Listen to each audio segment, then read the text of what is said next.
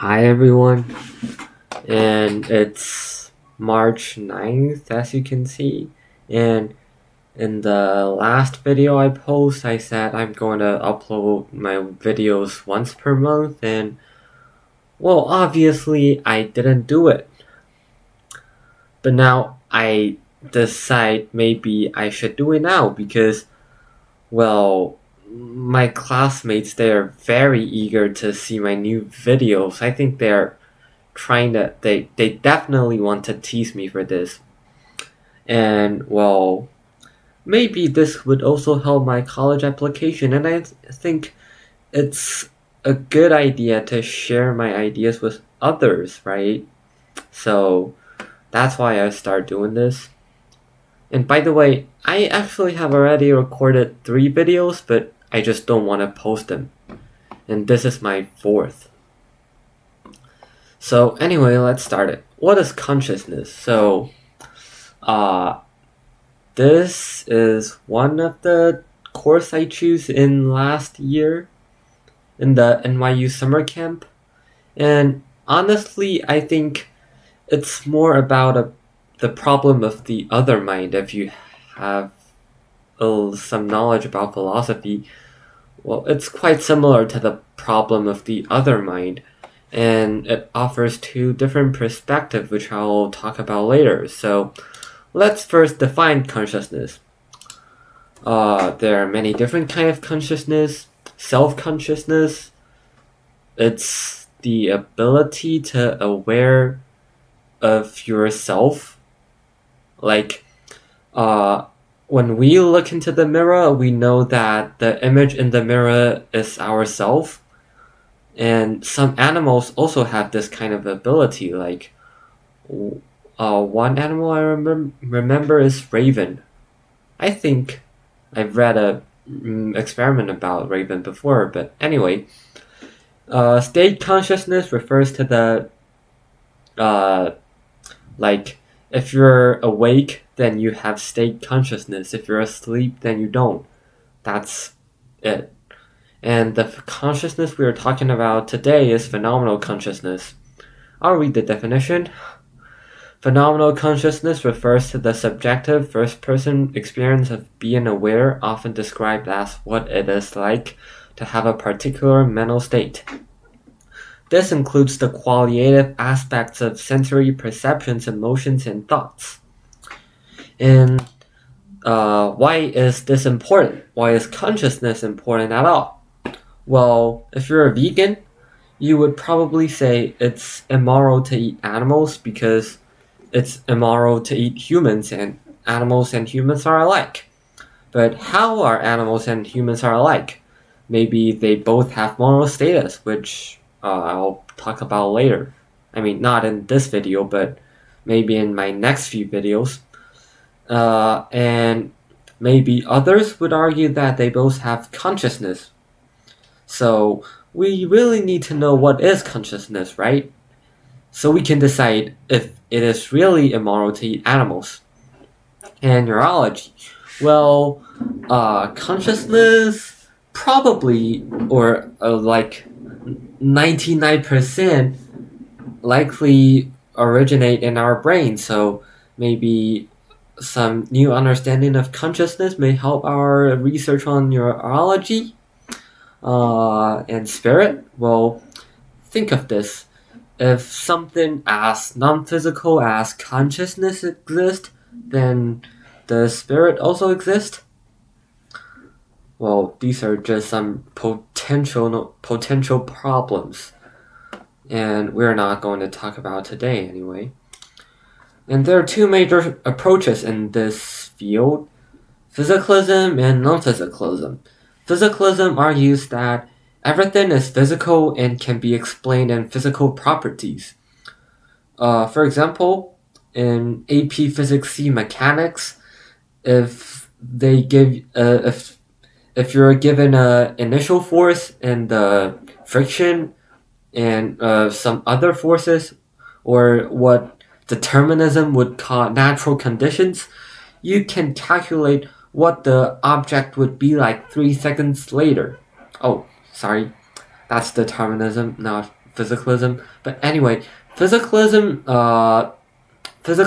they declares that everything is physical. That's it. I hope you understand, but that's it.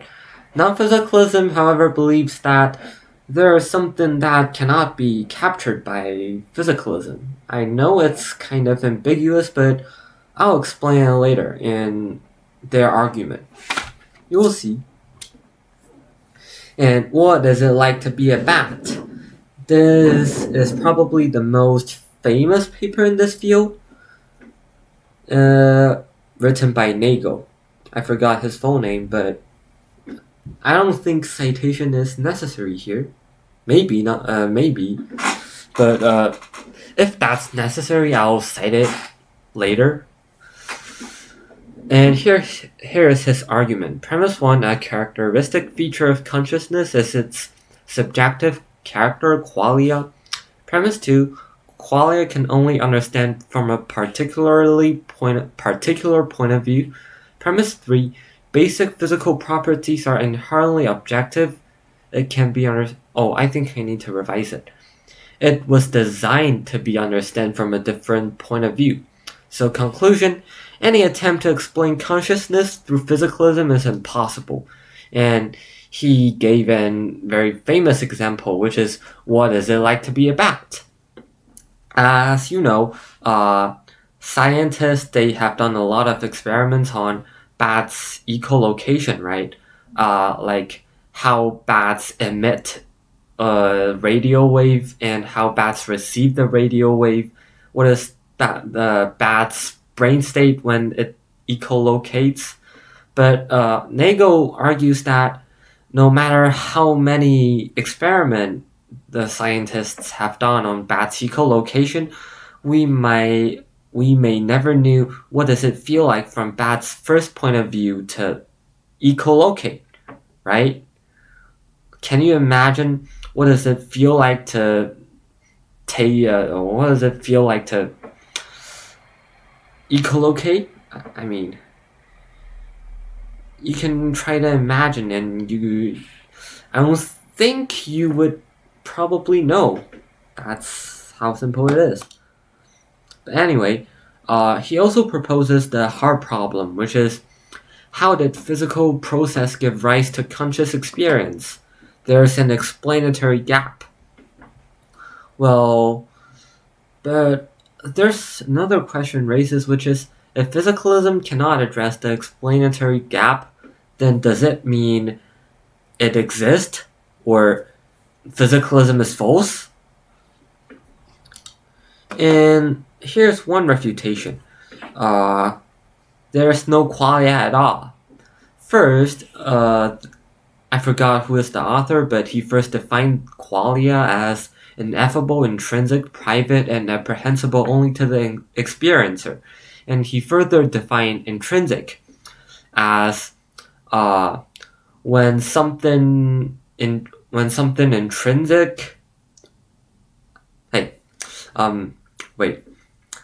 He defined intrinsic as, if something is intrinsic, then that something doesn't change as its surrounding change. I'll elucidate in the example anyway. For example, there are two people, Andrew, which is one of my friend, and me, David. Andrew, they both drink the same kind of coffee over 10 years. And initially, Andrew thinks, well, the coffee tastes bitter, and he liked bitter taste. 10 years later, Andrew still thinks the coffee tastes bitter, but he doesn't like bitter taste anymore. He likes sweet taste. David, me, initially I think the coffee tastes bitter, and I like bitter taste. 10 years later, I think the coffee tastes sour, and I don't like sour taste. I still like bitter taste. Initially, Andrew and David seems both like to drink this coffee, but 10 years later, they don't. Neither of them do, right? So it seems that as our attitude toward qualia change, our qualia also change, which means qualia isn't intrinsic. Remember, the definition of intrinsic is as something intrinsic. The definition of intrinsic is as if something is intrinsic, then it doesn't change as its surrounding change. However, it seems that in this case it does. So there are no qualia at all, because the definition of qualia is contradictory. However, I think there are some little problems in it, because as you can see, our attitude is also qualiated. I can say I don't like coffee, but no one knows if I just don't like it, or I hate it, or I extremely hate it. No one knows to what extent I hate it, right? And it's also qualitative, right? It's just one potential refutation. I mean, anyway. And another proposal is there are no hard problem at all. Well, I think the one who proposes it thinks that the neurology is a new kind of subject which we haven't enough developed it. Neurology, it begins like 70 years ago, so there's not much development in it. And we still don't know how vestibular sense work or how short-term memory work. I mean, there are a lot of theories on it, but we still don't have a conclusion on it. So, and we don't consider those problems as hard problems, then why should we consider consciousness as hard problems? Maybe consciousness is the same kind of problem as vestibular sense and short-term memory, and as we have more progress on neurology, things might get resolved. That's it. And another argument, I think this is quite famous, which is the Mary's room. So imagine this. Mary is a brilliant scientist who knows everything there is to know about the physical world. However, she has lived her entire life in a black and white room, learning about the world through black and white media. She knows all the physical facts about color, but has never experienced it directly. She knows the wavelengths of the color red. She knows the brain state, the state of the brain when she sees the color red. She knows how the light, or I don't know, how his pupil works when she sees the color red. But no matter what, she has never directly experienced seeing color red. And while in the black and white room, Mary possessed all the physical knowledge about the color red. Upon her release, someday she is released and she sees an apple, and upon her release, Mary gains new knowledge. So if Mary acquires new knowledge about red after her release, she lacked complete knowledge about it while in the room. Therefore, Mary did not know all the facts about color red while in the room. So some facts about color experience are beyond physical facts. Conclusion: physicalism is false. Remember, while in the room, Mary knows all physical facts about red color, its wavelength, its her brain state when seeing it. But no matter what, she still learns something new when she sees the color red, which means there is something that are beyond physical facts. Oh shit! I'm just repeating what I have written on the presentation, but I think I need to rephrase it. Fine. In the room, Mary knows all the physical facts. When she was released, she learned something new, so there is some knowledge that are beyond physical facts, So physicalism is false, because if physicalism is true, then all knowledge should be physical facts. Okay. Refutations. Well, she learned a new ability to recognize, imagine, and recall colors. Well, this is simply arguing that she didn't learn a new fact, she just learned a new ability. And I forgot who wrote this too, but he first proposes that there know that and know how. Know how is ability and know that is physical facts. For example, I know that Kennedy was assassinated in, I forgot the year number, but that's a physical fact, right? But I know how to ride a bicycle. Is that a physical fact? No, it's not. It's just a new ability. It's just an ability. However, it's still undeniable that ability exists, right? Then is ability coherent to physicalism? It seems that ability is also not a kind of physical fact, right? This is just another potential refutation.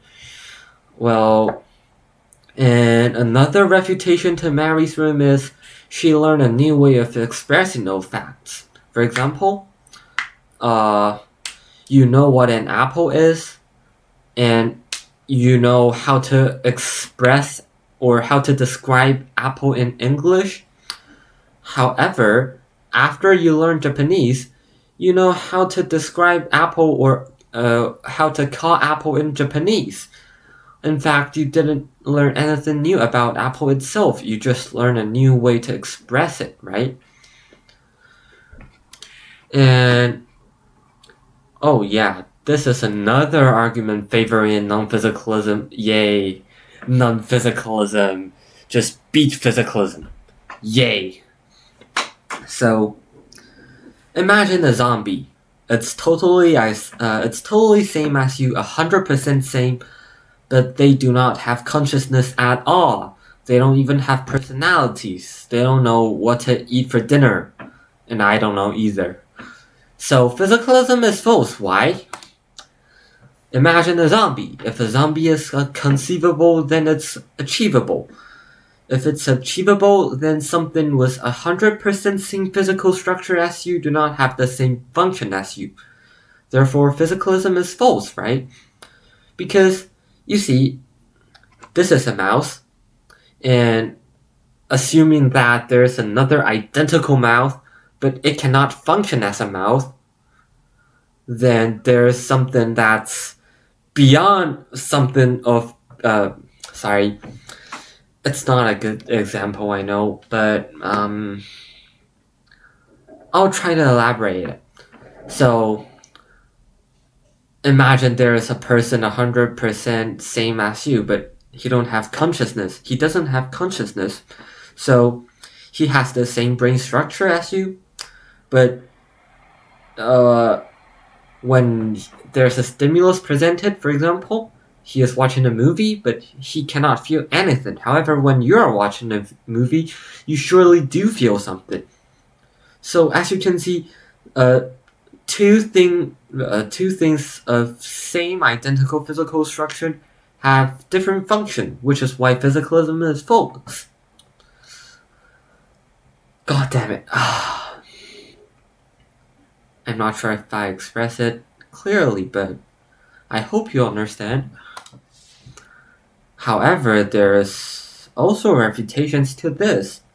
First, we need to figure out what is imaginable, what is physically achievable, and what is metaphysically achievable. I can imagine I'm Harry Potter and I know how to cast spells on others, like Avada Kedavra, maybe. I know how to cast spells. That's imaginable, right? But is it achievable? Probably not. Then is a zombie imaginable? Yes. Is it achievable? Physically achievable? Not sure. Is it metaphysically achievable? Not sure too. Then is it convincing? Is the zombie argument convincing? Also not sure. If it's right, then it must explain if zombie really is physically achievable, right?